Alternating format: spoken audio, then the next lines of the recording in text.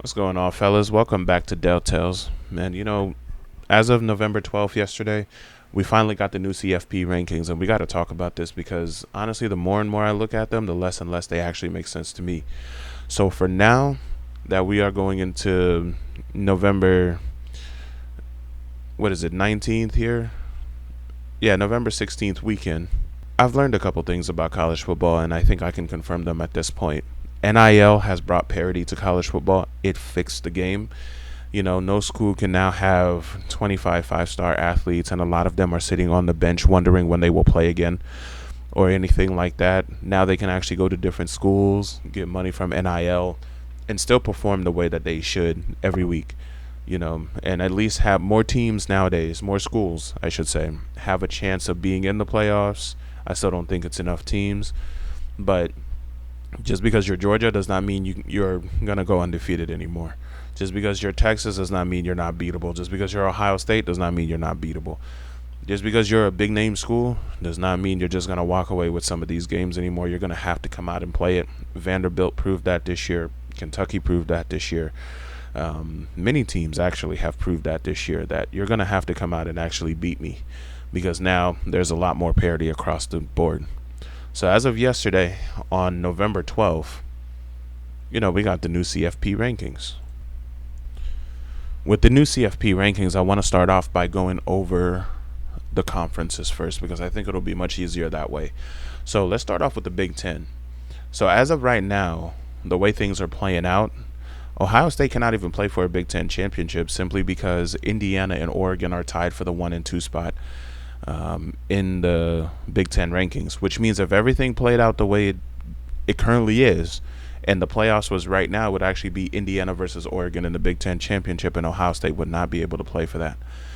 However, here in 2 weeks, Indiana does travel to Columbus to play the Buckeyes, and if they beat the Buckeyes, I hate to say it, but that would be it for Ohio State. Ohio State, this is do or die for the rest of the season. You have to win out, and they just don't have a choice. Even if Indiana goes into Ohio State and loses to Ohio State, they're still in the playoffs. Nothing changes for them. But for Ohio State, it's definitely going to be down and out. That's going to be it. You know, Ohio State definitely needs to come in, beat Indiana, and revenge that loss that they had to Oregon earlier on in the season, because even if Oregon beats Ohio State for a second time in the Big Ten championship, I think the committee takes Ohio State out of the playoffs, which is kind of crazy to say, but I think that's what would ultimately happen. If I'm being honest, this committee is looking for any and every way to get Alabama and Georgia into the playoffs, and they will do anything that they can. If it means bumping Ohio State for 1 year, they're probably going to do it. So Ohio State just needs to come out and be dominant for the rest of the way, because that's the only way that you are safe right now. Right now, I would say the Ducks are definitely the best football team in the country. They've proved it. And I think everyone is forgetting about Penn State also, which controls their own destiny for the playoffs in this kind of case right here. So let's not forget, in the CFP rankings, 4 of the 5 teams are in the Big Ten. You have Oregon, Ohio State, Penn State, and Indiana all in the top 5 of the CFP rankings. So 2 of them actually control their own destiny, being Indiana and Penn State. Oregon is automatically in. Ohio State is in if they win. It's just that simple. Now let's move on over to the Big 12. Now inside of the Big 12, everybody counted out Colorado. Right now, if Colorado wins out, they get to play BYU in the Big 12 championship. The winner gets a top 4 seed, and I think everyone is ignoring that fact. So Colorado, man, all you got to do is just win out. It's not going to be the easiest thing in the world, but you have the team to actually do it. Win out. BYU, the blueprint was given out by Utah this past weekend. Utah almost beat them. Of course, lost by, the field goal kick at the end. But if you can stay in the game with BYU, beat them in the end, you are in the playoffs as a top 4 seed, and you'll get a first round bye. That's just what it is, unless they put Boise State in that position, but then you'll still be the representative for the Big 12, and that's what's actually important in this situation. But as of right now, the winner of that Big 12 conference could very well be a 3 seed, because BYU is a 3 seed, even though they're not ranked in the 3rd position, and we'll still talk about that later on here in a bit. Next up, we have the ACC. Now, Miami lost their game this past weekend, so I don't really know how this is looking for the ACC anymore because SMU is actually at the top of the conference, but they're not ranked in the top 11. So as of right now, they're not even in the playoff conversation, which is a little bit bizarre if I'm being honest with you guys, because they should be ranked higher than Miami at this point. And if everything stays the way it is, SMU would be facing Miami or Clemson inside of the ACC championship, and winner would have a top 4 seed once again. So it is a Power 5 conference, so they would be eligible for that position. Or at least worst case scenario, they would be in the playoffs, even if they're not ranked in the top 12. So the other tricky part is that Clemson actually has 2 losses right now. But for some reason, Miami still holds the 3rd spot in the ACC, which once again doesn't make sense to me because they only have 1 loss, even though it was this recent weekend. So as of right now, the way it's lining up, it's going to be SMU Clemson, I think, in the ACC championship. But listen, anything can change. We've seen these games week in and week out, and we see SMU absolutely destroy Pittsburgh, and Pittsburgh was on a tear for the entire season. So let's not count anything out quite yet. But does that mean if Clemson beats SMU, let's say in the ACC championship, do you then take the ACC out of the playoffs? Or does that mean Miami gets to slip into there and Clemson really eliminates SMU from contention and Clemson doesn't get in, so Miami slips into that role? Is that what will end up happening? Because the rankings definitely don't show that. They don't definitely line that up or anything. So like I said, this is still not making any sense, guys. We still don't really know what's going to happen, but we're going to have to wait to find out.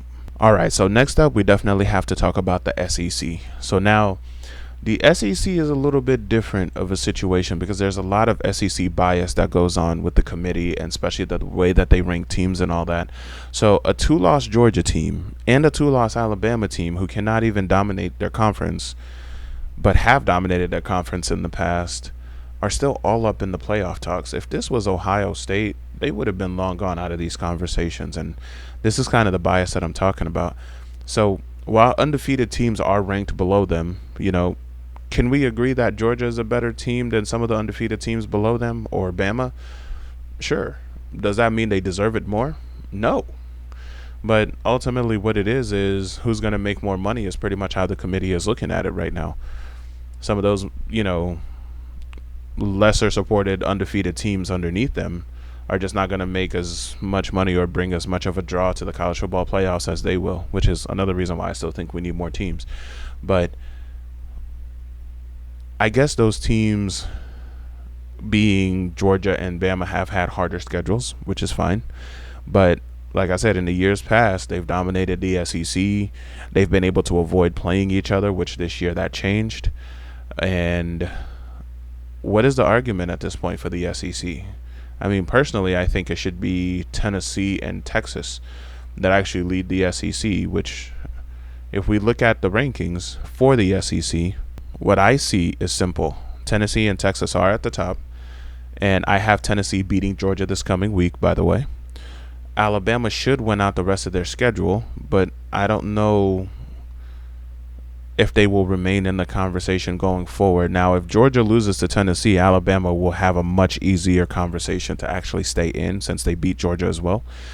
Texas will end up being one of the top 4 seeds, I think, but even though Tennessee is at the top of the conference, it should be Tennessee technically in the one of the top 4 seeds, but as of right now that we are talking about it, it's actually Texas, not Tennessee. So I think it should end up being Tennessee in the top 4. But Texas will still be up there in the playoffs, as they very much deserve to be.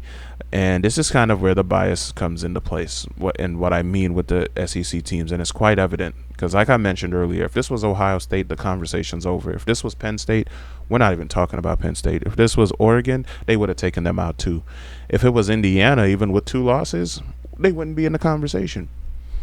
But if it's Alabama and Georgia, they for some reason get this SEC bias where they can just get away with having 2 losses, potentially 3 losses before the season's over, and they're still in the conversation. Bama, however, should have an easy walk through the rest of the season, but like I said, man, there's a lot more parity in the game, and you still got to go out and play it. Surprises can happen.